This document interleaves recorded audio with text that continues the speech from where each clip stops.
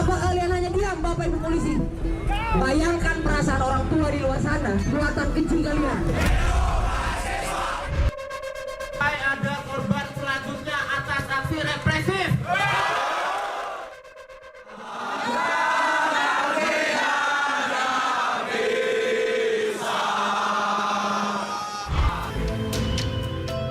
Penembakan yang dilakukan terduga pelanggar tidak terkait dengan pembubaran tawuran yang sebelumnya terjadi. Pelaku penembakan ini harus bertanggung jawab. Sepenuhnya saya siap bertanggung jawab, saya siap dievaluasi, ataupun apapun bahasanya. Fenomena partai coklat, fenomena bagaimana Jokowi terus digerakkan oleh ambisi-ambisi kekuasaan demi kepentingan keluarga dan pribadi. Pilgub Jawa Tengah ini Pak, ada pengerahan dari kepolisian, aparat gitu. Ini bagaimana tanggapan Bapak? Disebut Bapak yang membelakangi Pak. Dibuktikan saja, jangan hanya tuduhan-tuduhan, karena kan ada dilaporkan saja ke Bawaslu, kan ada mekanismenya, atau dibawa ke MK.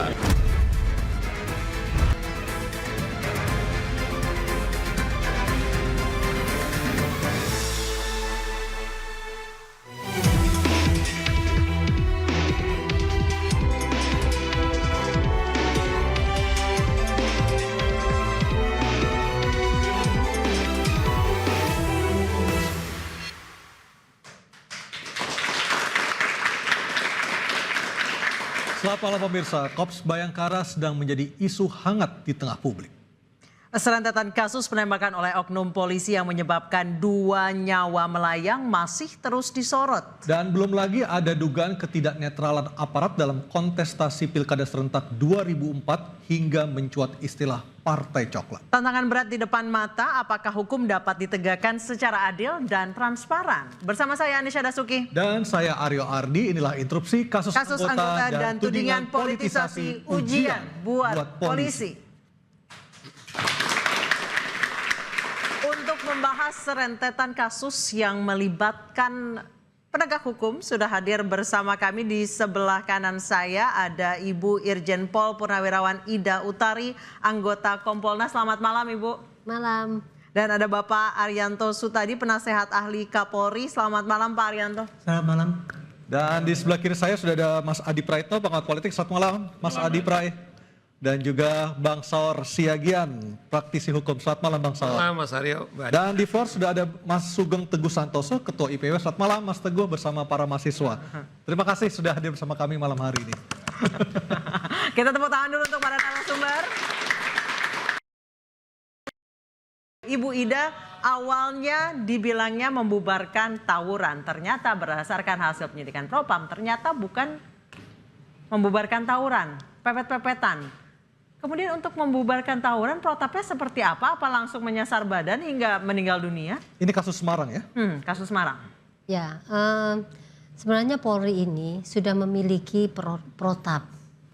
Protap bagaimana menangani unjuk rasa.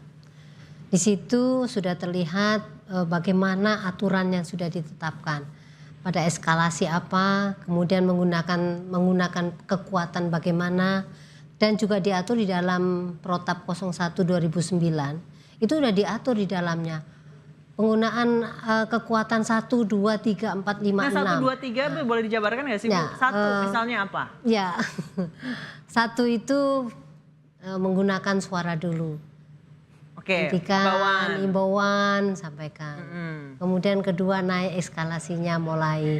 Nah, saya tidak terlalu fix dengan yang lainnya. Untuk penggunaan senjata api itu pasti ada urutannya juga. Betul, ada urutannya. Untuk pembubaran. Bener. Itu apa saja, Bu? Jadi urutannya adalah ketentuan anggota Polri itu kalau dia menggunakan kekuatan berupa senjata api itu sudah masuk di level 6. Artinya bahwa pada kondisi itu sudah mengancam jiwanya anggota Polri itu atau mengancam jiwa. Kalau Ibu lihat dari masyarakat. CCTV yang beredar, itu sama sekali tidak terancam dong berarti jiwanya polisi ya, pelaku itu. Jadi begini, kondisinya di sana itu memang tidak sedang adanya tawuran kan pada saat di sudah jarak agak karena jauh. memang berbeda tempatnya. Jadi memang begini, penggunaan kekuatan itu disesuaikan atau sesuai dengan persepsi masing-masing anggota. Yang dilihat anggota saat itu apa sebenarnya? Kalau umpamanya dia pas dipersepsikan, oh ternyata itu ada sedang mengejar begal umpamanya seperti itu, di pikirannya dia, kemudian melakukan tembakan. Atau itu adalah masing-masing orang atau anggota itu menentukan bagaimana dia menentukan kondisi saat itu sehingga dia mencabut senjata. Artinya ada diskresi di situ di lapangan ya? Tergantung keputusan dari anggota melihat situasi di lapangan seperti apa? Ya, kalau diskresi ya memang semua tindakan kepolisian itu adalah berdasarkan penilaian anggota itu akan tepat atau tidak tepat. Itu tergantung dari kemampuan dia menilai, kemudian pengalaman dia menilai, pengetahuan dia menilai sesuatu yang terjadi di lapangan. Kalau dia tidak terbiasa menilai sesuatu kejadian di lapangan itu, maka ya pasti akan ada miss-nya. Saya ke Bang Saur, ini arogansi atau kesalahan penilaian semata? Sampai nyawa sangat kuat, sangat anak hilang. arogan ya. Karena bayangkan secara kalau kita ikuti jelas apa yang diberikan penjelasan oleh Kapoltabes berbeda dengan Propam. Yang kita sangat miris, Kapoltabes bukan saja merasa iri ada saudaranya yang harus dilayani, dilindungi. Dia melibatkan wartawan, koordinator wartawan untuk supaya kematian ini bisa tertutup. Nah, oleh karena itu saya kira menurut saya Kapoltabes ini saya kira nggak layak jadi pemimpin. Bayangkan saya apresiasi Pangdam Bukit Barisan Mas waktu terjadi penyerangan di Medan. Dari Serdang ya? Dari Serdang. Kemudian Pangdam datang kepada keluarga, dia bilang begini, kalaulah nyawa saya ini bisa gantinya, saya bersedia untuk gantinya. Itu nggak mungkin.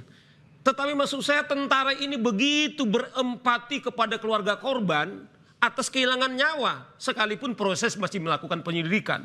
Tetapi yang kita lihat kan sekarang ini bahkan dia melibatkan kemudian wartawan supaya ketika sudah meninggal diikhlaskan. Ternyata mau menutup-nutupi yang mestinya harus dilindungi, yang harusnya dilayani. Ini menurut saya adalah arogan yang sangat luar biasa. Saya nggak tahu mengapa ini bisa jadi Kapoltabes yang sangat strategik. Apakah karena ada hal-hal yang tidak profesional sehingga bisa. Nah, oleh karena ini juga kesempatan ini Mas Arianto, izinkan kita mengucapkan turut berduka cita kepada keluarga Gama. Dan beberapa hari kemudian Mas Arianto, kejadian lagi ada polisi kita membunuh orang tuanya sekalipun bukan dengan senjata. Di Bogor ya? Yang di Bogor. Maksud saya adalah bagaimana ini kan soal pengontrolan diri dan emosi. Yang satu pakai senpi, yang satu ada alat untuk mematikan, mampu mematikan ibunya, memukul dengan tabung gas itu. Makanya menurut saya di sini kita beruntung pada malam hari ini ada pemikir kepolisian. Saya kira kita harus merubah total pendidikan di kepolisian kita. Kelihatannya saya lihat tidak ada profesi yang paling mulia kalau saya lihat dari kepolisian, dari profesi manapun, termasuk pendeta menurut saya. Coba ada 3 tugas daripada kepolisian, Mas Priyatno. Pertama adalah menjaga kamtipmas kita, menjaga keamanan ketertiban. Kedua, menegakkan hukum. Dan yang ketiga yang paling sempati adalah yaitu melindungi, mengayomi, dan melayani masyarakat. Profesi apa? Advokat tidak pernah dimandatkan segitu. Saya ke Pak Arianto. Pak Arianto, sejak kasus Sambo ini polisi ketika pertama kali mengeluarkan statement ke publik itu terkesan dan juga melindungi kepolisian itu sendiri. Tetapi pada akhirnya terbukalah aib yang sebenarnya Pak Arianto. Kayak nggak kapok itu Pak Arianto? Ya, saya setuju dengan tuduhan itu ya. Dari pengamatan saya tampil di TV ini, saya selalu melihat sebetulnya itu apa yang terjadi dan bagaimana reaksi polisi yang terjadi. Selama ini rentetan yang kejadian ini ya, semua menimbulkan aib yang besar kepada polisi. Dan kemudian itu yang dilakukan oleh oknum, saya bilang itu ya. dari 460.000 anggota polisi yang mencuat secara dahsyat itu ya mulai dari Pak Sambo kemudian berturut-turut dengan tindakan eksesif dari yang dilakukan oleh polisi yang menimbulkan sorotan masyarakat itu kalau untuk sampai sekarang ini ya yang nomor satu adalah arogansi polisi, kemudian eksesif, tindakan eksesif, arogansi, eksesif, kemudian tindakan koruptif, ya, dan terakhir ini ikut di dalam politik. Ya. Nah itu sebetulnya ini termasuk dalam larangan-larangan yang sudah ditentukan di dalam kode etik polisi. Itu sebenarnya sudah ada larangannya, tapi kalau itu dilanggar maka harusnya ada sanksinya. Tetapi kan sanksi itu tidak efektif, buktinya banyak sekali yang terjadi ya. Nah sekarang kenapa kok jadi berlarut-larut seperti ini? Kalau saya sementara ini menjawab begini loh, polisi kurang pandai cara cepat mengklarifikasi berita yang terjadi di lapangan. Nomor satu, yang kedua, polisi kurang pandai menjelaskan pada masyarakat apa yang sudah dilakukan. Polisi sudah banyak Pak Saur mengerjakan banyak, tetapi ya itu tadi karena orang banyak dan kemudian yang harus dikelola banyak sehingga tidak sempat memperbaiki semuanya gitu. Yang terakhir yang saya setuju dengan Pak Saur tadi, polisi kurang pandai berempati pada masyarakat. Selama ini pendekatannya ya apabila ada polisi salah, kecenderungannya menutupi institusinya supaya tidak jelek, maka wah dia itu sudah sesuai dengan SOP lah untuk melindungi tugasnya yang betul-betul murni gitu. Tapi lupa bahwa sekarang tuh medsos lebih berkuasa kan. Ya, betul. Transparansi berkuasa, publik nggak bisa ditipu lagi. Apalagi kejadian yang kemarin di Semarang itu, saya betul-betul mengatakan ya itu apapun alasannya polisi itu tidak benar itu mau membubarkan tawuran sampai senjata itu digunakan itu dan menimbulkan orang meninggal ya. Alih-alih minta maaf kepada masyarakat malah mengekspos bahwa itu adalah termasuk salah besar. Malah berbohong ya. Pak Arianto tadi Anda sempat menyebutkan soal keterlibatan polisi di politik. Saat ini mencuat istilah parcok, bukan param kocok tapi partai coklat. Apa itu partai coklat? Kita akan membahasnya usai jeda, tetap di Interupsi. Itu Mas Adi.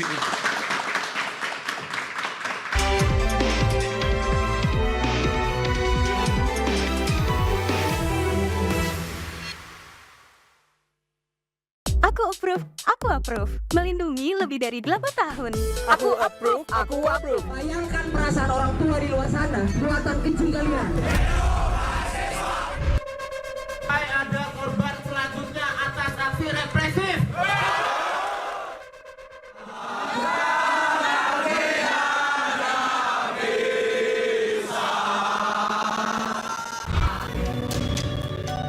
Penembakan yang dilakukan terduga pelanggar tidak terkait dengan pembubaran tawuran yang sebelumnya terjadi.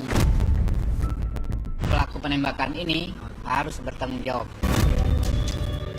Sepenuhnya saya siap bertanggung jawab, saya siap dievaluasi ataupun apapun bahasanya. Fenomena partai coklat, fenomena bagaimana Jokowi terus digerakkan oleh ambisi-ambisi kekuasaan demi kepentingan keluarga dan pribadi. Pilgub Jawa Tengah ini Pak ada pengerahan dari kepolisian aparat gitu. Ini bagaimana tanggapan Bapak? Ya, disebut Bapak yang membelakangi Pak. Dibuktikan saja, jangan hanya tuduhan-tuduhan, karena kan ada dilaporkan saja ke Bawaslu, kan ada mekanismenya, atau dibawa ke MK.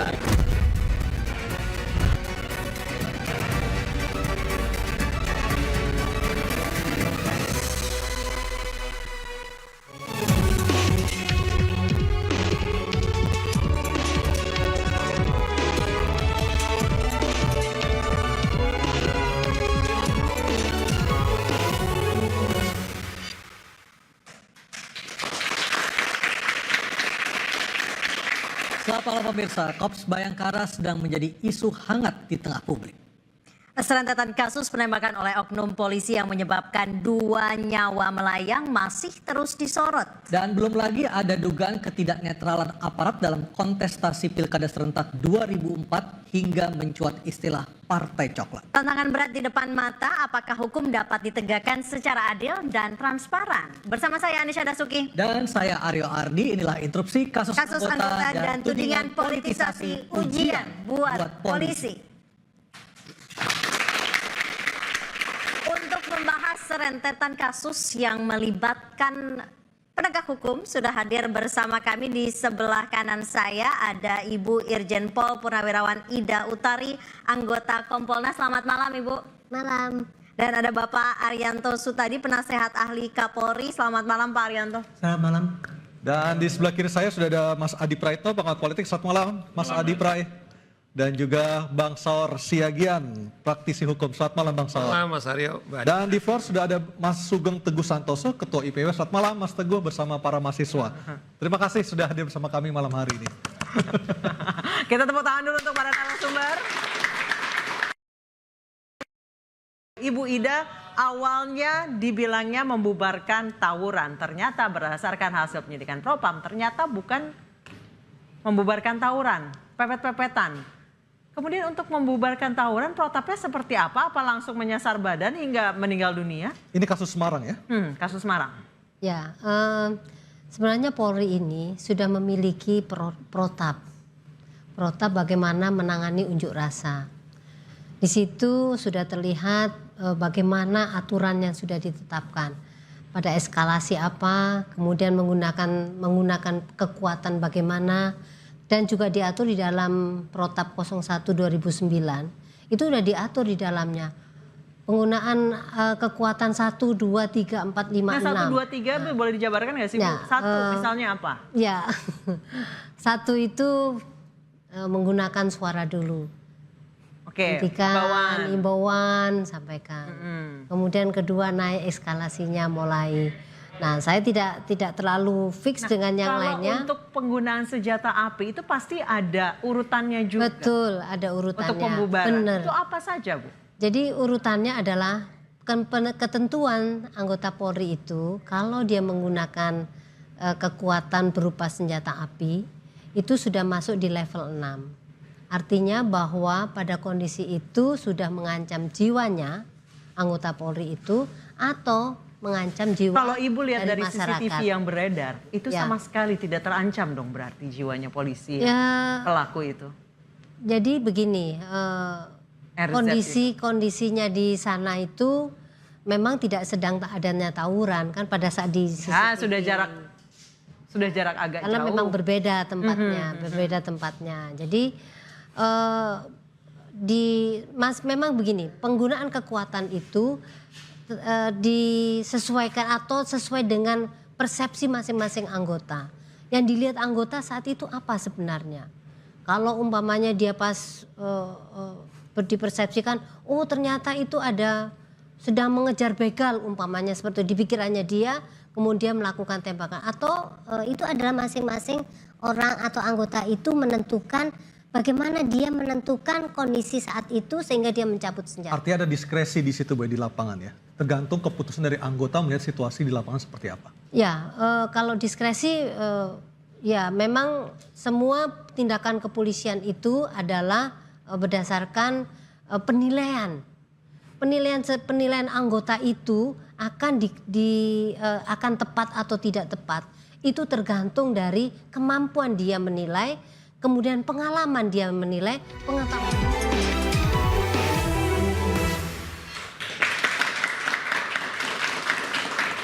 Saya langsung ke Mas Adi Prai. Mas Adi Prai, banyak orang yang menganggap polisi ikut cawe-cawe di pilkada.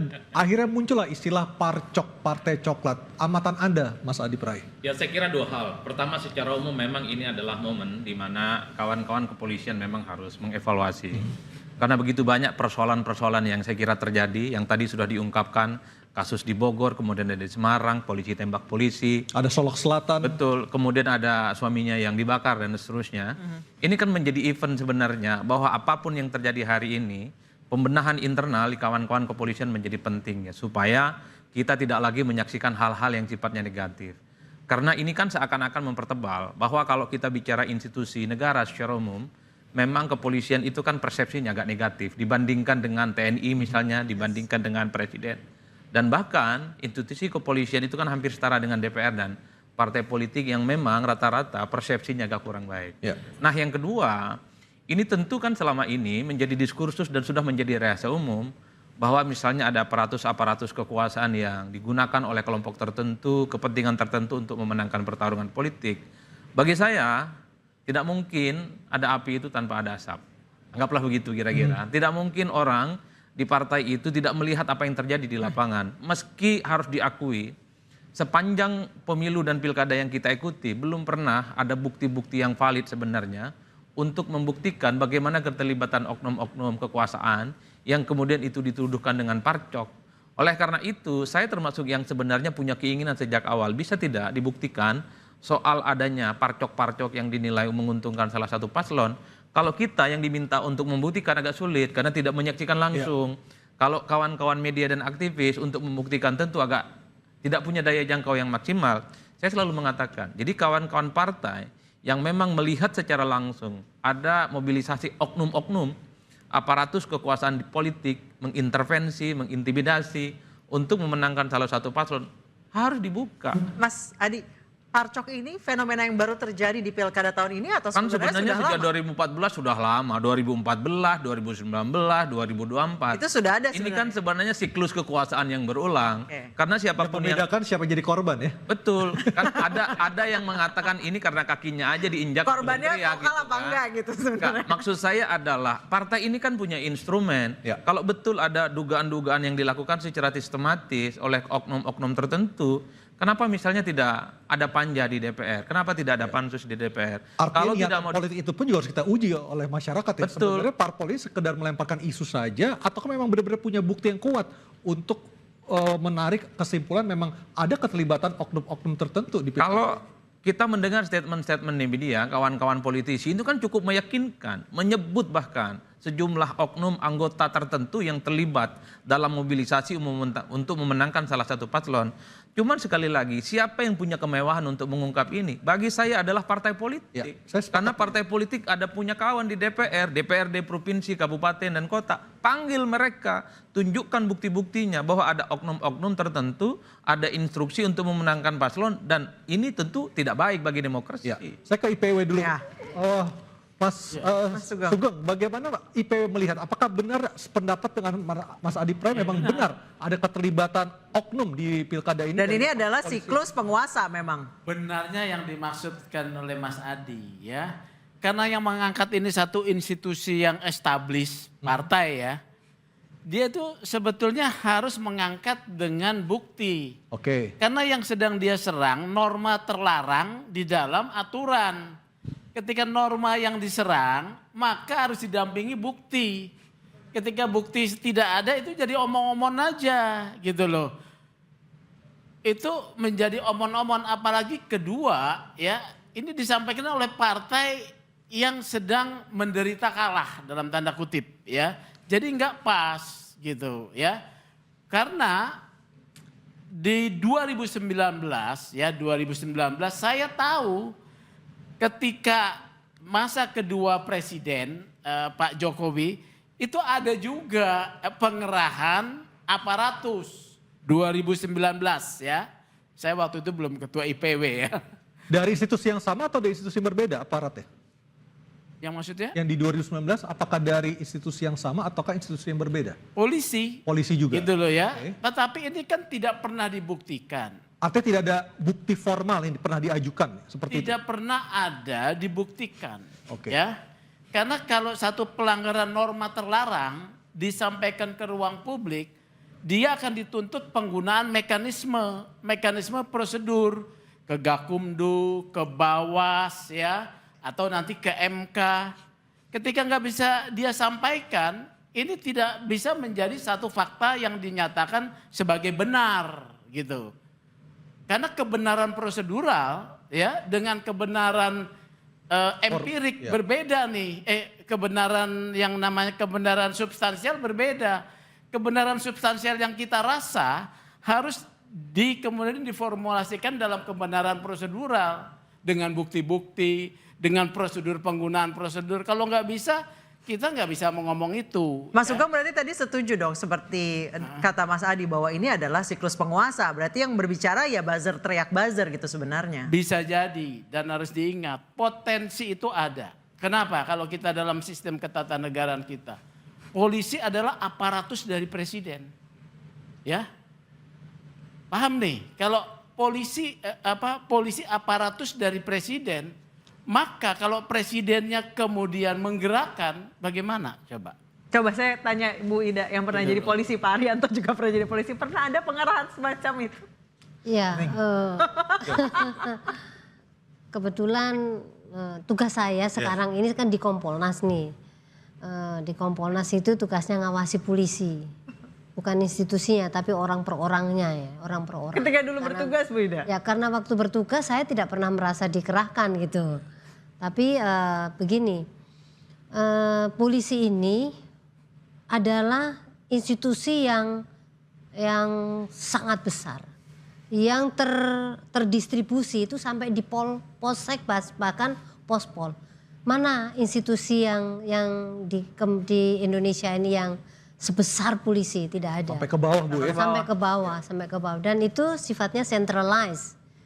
Jadi kalau umpamanya batannya ditempel begini ya semuanya sama gitu. Pak Arianto singkat saja, pernah menerima? Sering.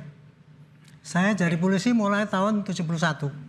Masuk sampai sekarang. Oke, kita lanjutkan cerita Pak Arianto. Sejak 71 itu polisi sudah dikerahkan untuk kampanye waktu itu Golkar. Oke, kita akan lanjutkan cerita Pak Arianto. Usai jeda berikut tetap bersama kami di Interupsi.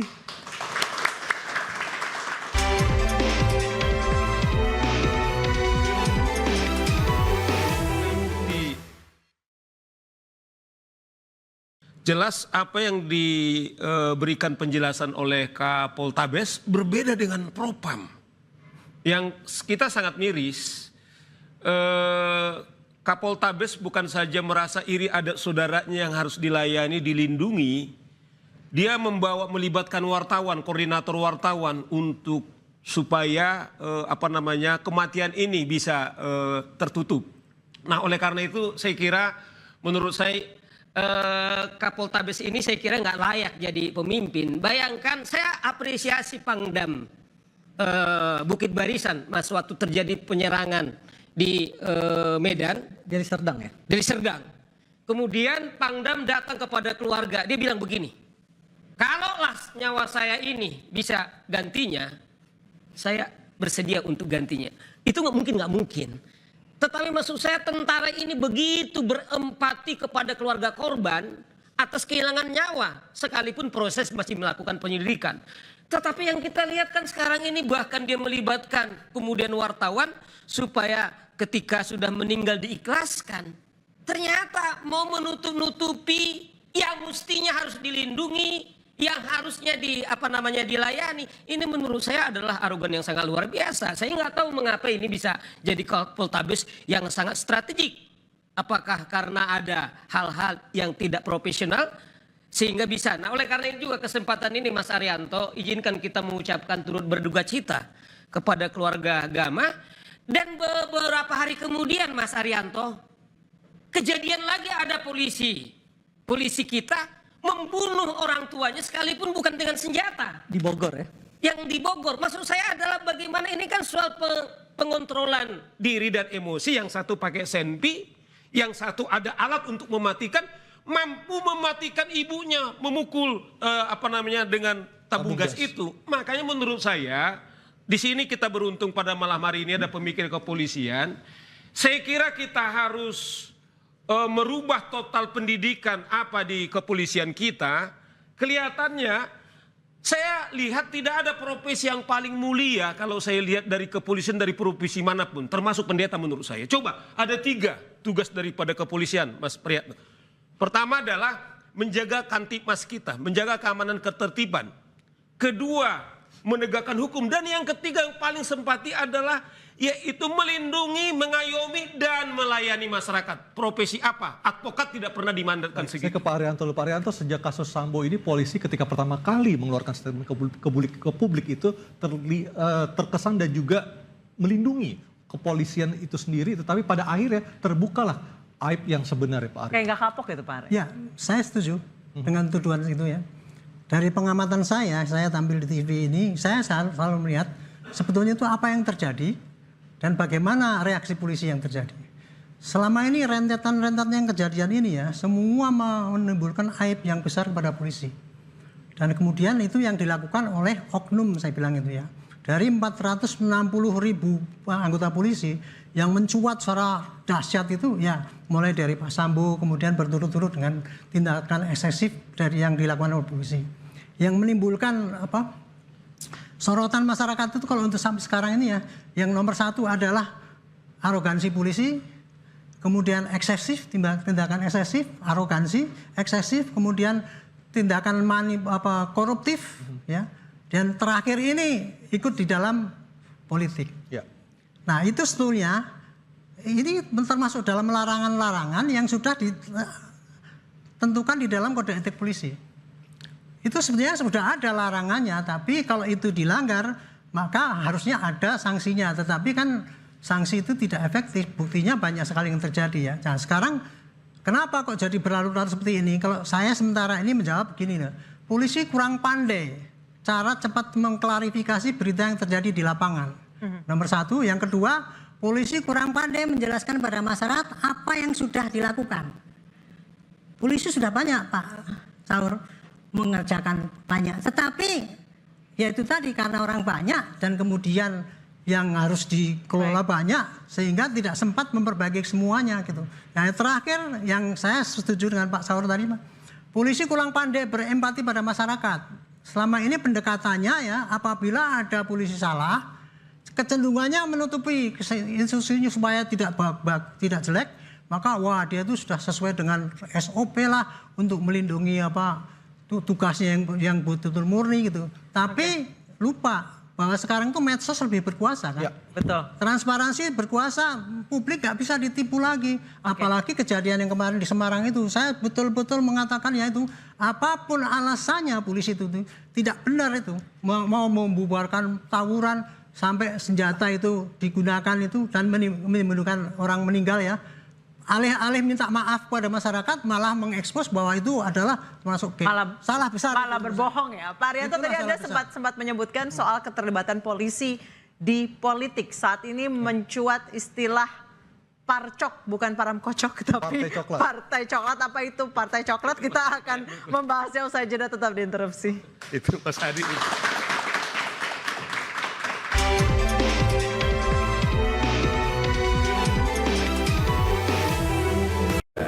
Jangan hanya tuduhan-tuduhan, karena kan ada dilaporkan saja ke Bawaslu, kan ada mekanismenya, atau dibawa ke MK.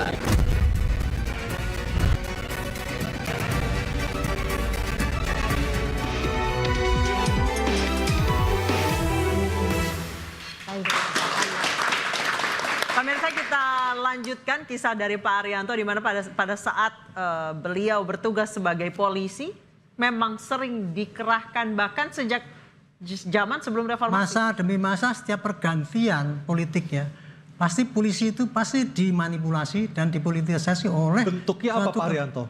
Itu tadi mengerahkan untuk mempengaruhi massa. Contohnya saja, saat tahun 71 itu kan ada pemilu ya. Saya Barada tugas pengaman di lapangan. Tugas di mana waktu itu Pak? Di Madura. Oke. Madura waktu itu kan mayoritas NU ya.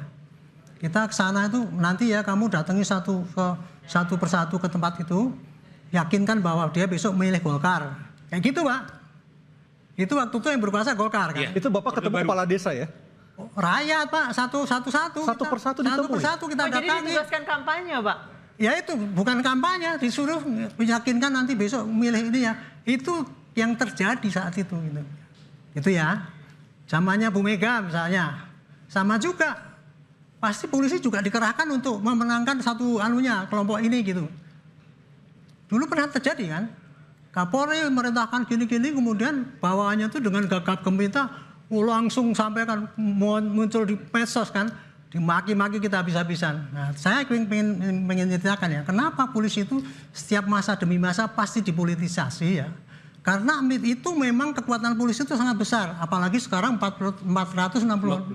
Ya. Tapi adalah daya memaksanya itulah yang dia mempunyai fasilitas banyak, sehingga dia bisa sangat efektif untuk itu gitu. Apakah memaksa itu dengan cara menakut-nakuti untuk dijerat dengan hukuman? Bukan apa? Yang memanipulasinya itu adalah menggunakan polisi untuk menyebarkan semangat penekanan kepada mereka supaya milih ini gitu, entah dengan baik-baik atau dengan menakut-nakuti kan gitu kan.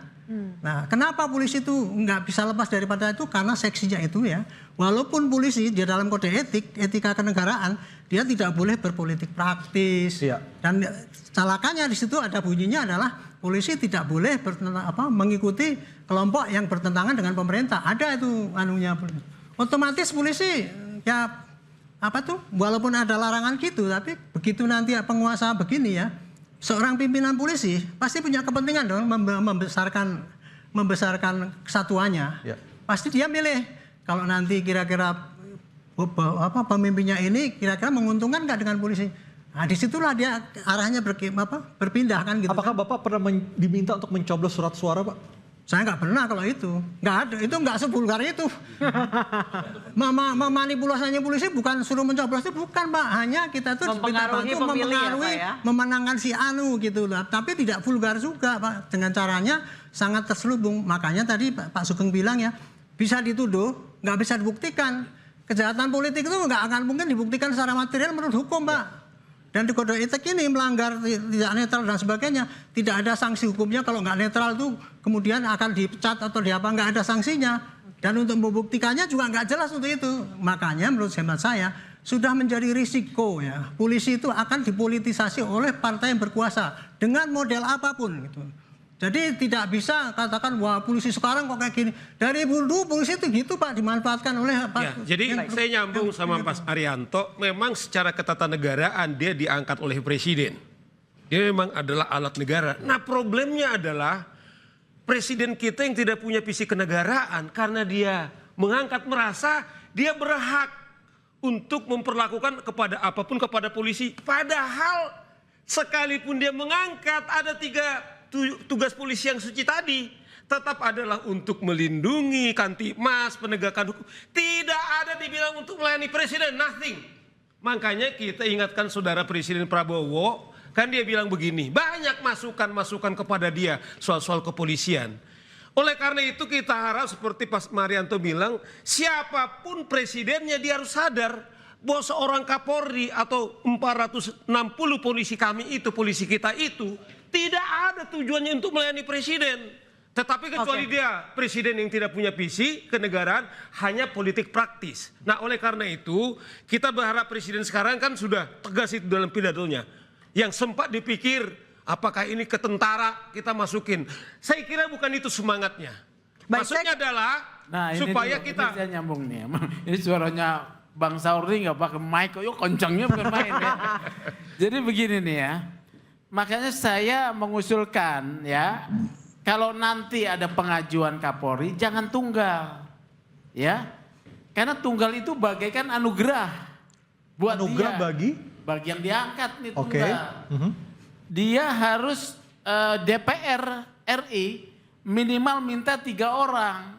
Supaya apa? Supaya beauty contest. Nah, itu tugas kami tuh Pak. Nah, Kompolnas, Pak. Nah makanya Kompolnas sih saya sudah dengar Bu, mengajukannya 5 ya. Sudah Pak. Sudah, tapi Presiden mengajukannya 1 ya. DPR RI yang harusnya menolak mengajukan 1. Kami sebagai user, ya masyarakat kan user ya. Kami meminta supaya calon Kapolri yang diajukan 3, supaya kami bisa memilih yang terbaik. Gitu. Jadi bola ada di DPR bukan di presiden seperti itu kan? Iya. Tapi sekaligus sebelum kepada Adi, tapi sekaligus juga polisi-polisi yang terpilih ini dia juga adalah polisi negarawan. Dia adalah negara bukan untuk melayani presiden kita. Jadi harus seimbang, Bro Sugeng. Jadi dia juga harus visi kenegaraan. Dia tidak mengorbankan yang 460 yang tadi Pak Pak Anto bilang. Saya butuh polisi seperti beliau dalam melakukan pekerjaannya. Kalau aturannya begini, apapun resikonya, menurut saya itulah kemuliaan polisi, bukan menjadi penghamba. Kalau saya begini Mas, Makanya kami saya itu sebenarnya selalu agak capek selalu bicara bahwa siapapun pemimpin di negara ini harus berkomitmen. Dia punya etika yang di atas segala-galanya. Jadi sekalipun punya kemewahan untuk mengakses kawan-kawan kepolisian sebagai instrumen kekuasaan politik, itu mestinya tidak digunakan. Dalam kondisi apapun secara politik, undang-undang sudah ada kok. Tak boleh melibatkan TNI, polisi, ASN dalam urusan-urusan politik. Yang ingin saya katakan adalah, saya khawatir ini hanya sebatas omon-omon. Jadi kalau tahun politik, kejepit, mau kalah, dipakailah instrumen-instrumen gini. Komitmennya cuma satu, politisi, ayo dong mulai. Jangan hanya speak up seakan-akan negarawan. Tapi pada akhirnya Anda juga kalau punya akses juga menggunakan hal yang sama. Jangan hanya berteriak kalau lagi kesusahan, kalau lagi kalah. Ini yang saya khawatirkan. Karena kita nggak mau terus-terusan ke depan. Siapapun yang jadi gubernur, bupati, wali kota, dan presiden, menangnya nggak karu-karuan, Bang. Itu yang saya nggak mau sebenarnya. Mas Adi, tadi saya mengutip kalimat dari Sekjen PD Perjuangan yang menyebut bahwa Partai Coklat digunakan oleh Pak Jokowi untuk melanggengkan kekuasaannya yang padahal sudah selesai pada 20 Oktober. Tapi tadi kita membahas bahwa jangan sampai Presiden Prabowo menggunakan polisi sebagai salah satu instrumen politik. Jadi yang benar tuh parcok ini dipakai siapa? Kita akan bahas usai jeda. Tetap bersama kami.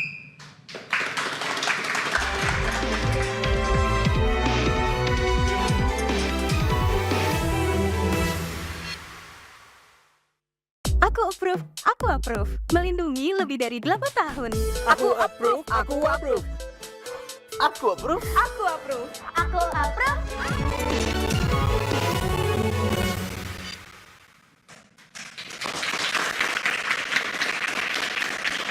Selamat malam pemirsa, Korps Bayangkara sedang menjadi isu hangat di tengah publik.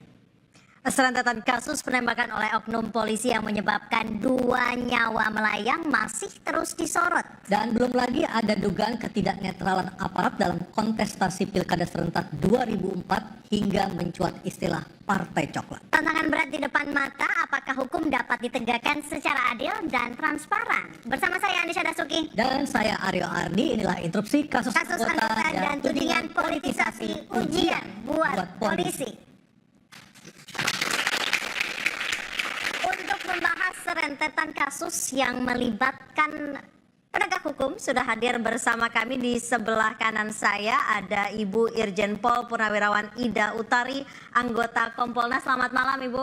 Malam. Dan ada Bapak Arianto Sutadi, penasehat ahli Kapolri. Selamat malam Pak Arianto. Selamat malam. Dan di sebelah kiri saya sudah ada Mas Adi Praitno, pengamat politik. Selamat malam Mas Adi Prai. Dan juga Bang Saur Siagian, praktisi hukum. Selamat malam Bang Saur. Selamat malam Mas Aryo. Dan di floor sudah ada Mas Sugeng Teguh Santoso, Ketua IPW. Selamat malam Mas Teguh bersama para mahasiswa. Terima kasih sudah hadir bersama kami malam hari ini. Kita tepuk tangan dulu untuk para narasumber. Ibu Ida awalnya dibilangnya membubarkan tawuran. Ternyata berdasarkan hasil penyidikan Propam, ternyata bukan membubarkan tawuran, pepet-pepetan. Kemudian untuk membubarkan tawuran, protapnya seperti apa? Apa langsung menyasar badan hingga meninggal dunia? Ini kasus Semarang ya? Kasus Semarang. Ya, sebenarnya Polri ini sudah memiliki protap bagaimana menangani unjuk rasa. Di situ sudah terlihat bagaimana aturan yang sudah ditetapkan. Pada eskalasi apa, kemudian menggunakan kekuatan bagaimana. Dan juga diatur di dalam Protap 01 2009, itu sudah diatur di dalamnya. Penggunaan kekuatan 1, 2, 3, 4, 5, 6. Nah 1, 2, 3 boleh dijabarkan nggak sih Bu? Misalnya apa? Ya, 1 itu menggunakan suara dulu. Oke, imbauan, sampaikan. Kemudian kedua naik eskalasinya mulai. Nah, saya tidak terlalu fix dengan yang lainnya. Untuk penggunaan senjata api itu pasti ada urutannya juga. Betul, ada urutannya. Untuk pembubaran. Bener. Itu apa saja, Bu? Jadi urutannya adalah ketentuan anggota Polri itu kalau dia menggunakan kekuatan berupa senjata api itu sudah masuk di level 6. Artinya bahwa pada kondisi itu sudah mengancam jiwanya anggota Polri itu atau mengancam jiwa. Kalau Ibu lihat dari masyarakat. CCTV yang beredar, itu Ya. sama sekali tidak terancam dong berarti jiwanya polisi Ya. pelaku itu. Jadi begini, kondisinya di sana itu memang tidak sedang adanya tawuran kan pada saat di CCTV. Sudah jarak agak karena jauh. memang berbeda tempatnya. Jadi memang begini, penggunaan kekuatan itu disesuaikan atau sesuai dengan persepsi masing-masing anggota. Yang dilihat anggota saat itu apa sebenarnya? Kalau umpamanya dia pas dipersepsikan, oh ternyata itu ada sedang mengejar begal umpamanya seperti itu, di pikirannya dia, kemudian melakukan tembakan. Atau itu adalah masing-masing orang atau anggota itu menentukan bagaimana dia menentukan kondisi saat itu sehingga dia mencabut senjata. Artinya ada diskresi di situ di lapangan ya. Tergantung keputusan dari anggota melihat situasi di lapangan seperti apa. Ya, kalau diskresi ya memang semua tindakan kepolisian itu adalah berdasarkan penilaian anggota itu akan akan tepat atau tidak tepat. Itu tergantung dari kemampuan dia menilai, kemudian pengalaman dia menilai, pengetahuan.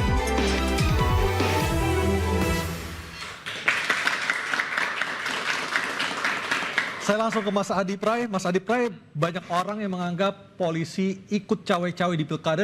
Akhirnya muncullah istilah parcok, partai coklat. Amatan Anda, Mas Adi Pray. Ya saya kira dua hal. Pertama secara umum memang ini adalah momen di mana kawan-kawan kepolisian memang harus mengevaluasi. Karena begitu banyak persoalan-persoalan yang saya kira terjadi, yang tadi sudah diungkapkan, kasus di Bogor, kemudian ada di Semarang, polisi tembak polisi. Ada Solok Selatan. Betul, kemudian ada suaminya yang dibakar dan seterusnya.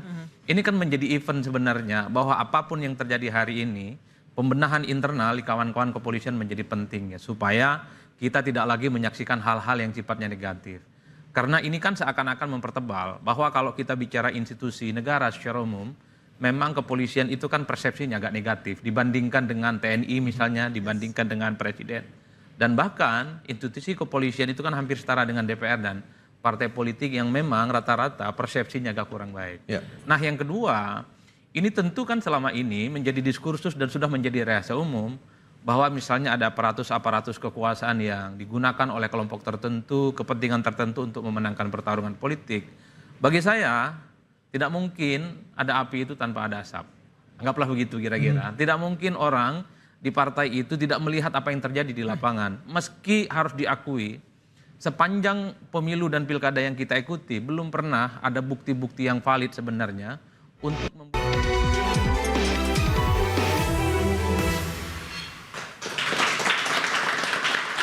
Bu Ida, tadi kita sudah mendengar berbagai masalah yang menghinggapi institusi Polri. Apa yang harus dilakukan untuk membenahi institusi ini supaya mendapatkan kepercayaan yang begitu luas dari masyarakat? Ya, terima kasih. Jadi sebagai Kompolnas, kami ini bertugas adalah pengawasan eksternal. Sekaligus kami ini memberikan saran masukan kepada Presiden untuk bagaimana Polri ini menjadi lebih profesional dan mandiri. Nah, dari beberapa permasalahan yang tadi kita diskusikan kayak tadi itu, ada benang merah yang harus yang ditarik. Salah satunya adalah leadership ya. Leadership, role model dari pimpinan. Karena bagaimanapun juga anggota ini akan melihat pimpinannya. Dan Pak Sigit, Pak Kapolri sudah pernah mengatakan ikan itu busuk dari kepalanya, kan seperti itu. Jadi memang peran leadership, satu yang pertama. Yang kedua adalah anggota-anggota yang di lapangan ini memang harus dibekali dengan satu keterampilan, dua dia safe nggak dia di lapangan itu. Pada saat dia keterampilannya tidak terpenuhi, dia akan seperti tadi itu, tidak bisa menilai situasinya. Akhirnya fatal ya. Seperti itu. Dan berikutnya adalah pada saat menangani unjuk rasa, safe nggak dia menangani unjuk rasa itu. Kemudian salah satu lagi pada saat menangani unjuk rasa, yang dikedepankan adalah anak-anak yang baru lulus kemarin itu. Oke, baik. Yang sesama SMA lulus seperti itu, yang seperti itu, dan dia tidak punya pengalaman itu. Pak Rianto, apakah mungkin polisi terbebas dari politisasi penguasa? Saya kalau pengamatan saya tidak mungkin. Tidak mungkin? Tidak akan mungkin. Karena apa? Polisi itu mempunyai kekuatan besar untuk dimanfaatkan oleh politisasi. Dan setiap politisasi yang berkuasa pasti dia akan memanfaatkan kewenangannya itu untuk memanfaatkan apa yang ada itu. Jadi jangan harap polisi tidak dipolitisasi, walaupun di dalam itu sudah ada larangan keras kan gitu kan. Tetapi itu nggak bisa dipraktekkan lah saya kira. Hanya menurut hemat saya, polisi sekarang harusnya gitu ya, meskipun dia ditekan seperti itu ya, dia harus berpikir secara rasional lah, kira-kira yang umum bagaimana seharusnya gitu. Walaupun itu sulit ya, tapi itulah kenyataan yang ada. Tapi saya hanya akan mengamati pada sekarang, kenapa polisi sekarang dinilai buruk sekali ya gitu ya. Nah disinilah saya memberikan saran, polisi sudah 25 tahun ini melakukan reformasi, sudah berusaha keras, tetapi harus sadar bahwa ternyata di usaha keras selama ini masih banyak yang jelek-jelek itu. Terutama belakangan ini karena di viral. Ya. Nah makanya itu polisi harus, satu, bisa memberitahukan pada masyarakat apakah yang jelek itu memang betul-betul jelek dan jeleknya di mana. Dan kemudian polisi harus menunjukkan bahwa ini loh saya sudah berusaha maksimal mungkin untuk membersihkan, memperbaiki yang jelek-jelek itu. Kejelekan polisi yang dituduhkan selama ini tidak sama solusinya Pak. Contohnya misalkan kenapa polisi itu eksesif. Nah itu apa solusinya begini. Kenapa kok polisi salah tembak? Salah tembak itu ya, saran saya yang praktis adalah gunakan peluru itu hanya untuk polisi yang betul-betul terpilih untuk menghadapi ancaman, tetapi kepada yang lain kasih senjata pembunuh misalnya begitu. Baik. Pada judul yang susah memberantas itu ya, itu tolong caranya adalah bukan hanya kepada nangkepi pelaku, tapi kepada mekanisme bagaimana berkembangnya judul itu. Makanya aturannya harus dirubah sehingga kita tidak terkecoh kepada hanya nangkepi bandar yang padahal nggak ada artinya, tetapi kepada mekanisme itu. Jadi banyak sekali Pak solusi yang diajukan oleh polisi, tapi ini menjadi tugas berat polisi harus melakukan reformasi di semua bidang. Terutama adalah mekanisme komunikasi dengan rakyat itu harus diperbaiki karena sampai sekarang itu sangat lemah sehingga polisi menjadi kelihatan buruk sekali. Itu aja. Baik, saya ke Mas Sugeng. Mas Sugeng, sudah seberapa transparan polisi mengakui kesalahannya ke masyarakat berkaca dari kasus Sambo dan kasus Semarang ini? Kalau kasus Sambo kan Kapolri sudah clear tuh. Tapi kan awalnya bohong dulu, terus yang sekarang bohong lagi awalnya. Ini juga bohong, tapi diperbaiki kan di depan DPR. Ya. DPR RI ya, bahkan dia siap menerima sanksi apapun. Ini saya mau sedikit informasikan ya.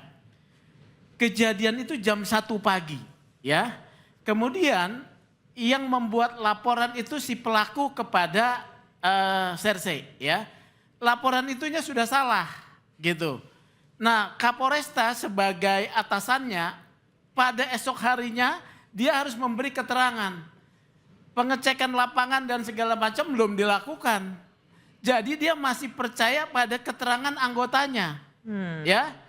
Jadi ketika dia percaya keterangan pada anggotanya kan salah tuh ya. Diserang. Dan kemarin dia sudah klarifikasi siap untuk menerima sanksi. Artinya kekeliruan itu bukan kesengajaan. Ya, bodoh sekali kalau dia sengaja menutup-nutupi hanya karena seorang bribka. Ya, kecuali kalau atasannya nih cari muka nih. Kalau bribka saya dapat data ya. Itu laporannya dari bawah dan dia tidak bisa, belum sempat klarifikasi, dia harus sudah beri keterangan. Oke. Jadi itu kekeliruannya ya, tapi dia sudah mengakui. Yang kedua saya mau sampaikan, mengesankan bahwa yang salah hanya polisi, gitu ya. Pertanyaan saya, bagaimana kita bisa mengidentifikasi pada waktu jam yang seharusnya tidak ada seorang anak bawa senjata, seorang bawa senjata tajam, pakaiannya bukan pakaian sekolah, kita tahu dia anak sekolah apa bukan? Tidak tahu. Yang ada ini adalah potensinya pelaku kejahatan. Ini yang harus kita pahami. Oke, baik Karena Mas itu Sugeng. orang tua harus juga introspeksi. Ya, saya ke Mas Adi dulu. Mas Adi Pray, tadi Pak Arianto tadi mengatakan tidak mungkin polisi tidak akan dipolitisasi. Ngeri sekali sebenarnya. Ya, tentu itu adalah info yang menurut saya agak ngeri-ngeri sedap ya. Saya selalu mengatakan Yang memulai ini adalah kekuasaan, yang memulai ini adalah politisi, bagaimana instrumen-instrumen penegak hukum itu dijadikan alat dan instrumen untuk menangkan pertarungan, maka yang bisa mengakhiri segalanya ini adalah kekuasaan dan politisi itu.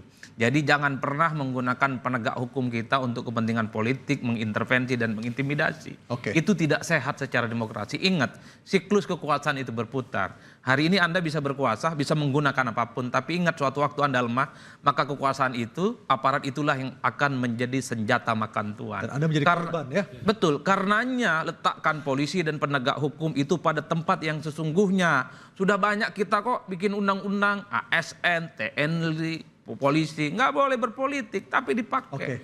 Karenanya sampai kapan kita akan selalu mengutuk kegelapan? Dan yang paling penting, politik kita itu kan seperti rumah kaca. Jadi nggak boleh mengelak bahwa apa yang terjadi di lapangan itu sudah transparan kita laksanakan. Cuman problemnya nggak ada yang bisa membuktikan ini. Satu-satunya yang bisa membuktikan adalah kawan-kawan di DPR. Bang Saur, terakhir singkat saja. Jadi karena yang mengangkat dan menyetujui DPR, selama ini praktek mereka inilah yang sering kemudian memanfaatkan atau mengintervensi. Melalui saya kira talkshow yang sangat mulia ini, kita ingatkan juga pemegang kekuasaan. Bahwa Anda, Tuan Anda, makanya saya pakai peci bintang 5, Mas Aryo, Mbak Disa. Bahwa sebenarnya di atas polisi itu adalah rakyat. Rakyat bintang 5. Jadi dia bukan mewakili presiden, jadi di atas presiden itu ada rakyat. Itulah yang harus mereka layani, bukan digunakan. Pecinya jangan miring. Jangan miring. Lepas oleh Bang Saur, kita akan menunggu bagaimana pembenahan polisi dan kita akan melihat bagaimana dampaknya untuk kehidupan bernegara kita. Terima kasih Anda sudah bersama kami dalam interupsi malam hari ini. Saya Aryo Ardi. Saya Anisha Dasuki. Kita kembali lagi di interupsi pekan depan. Sampai jumpa.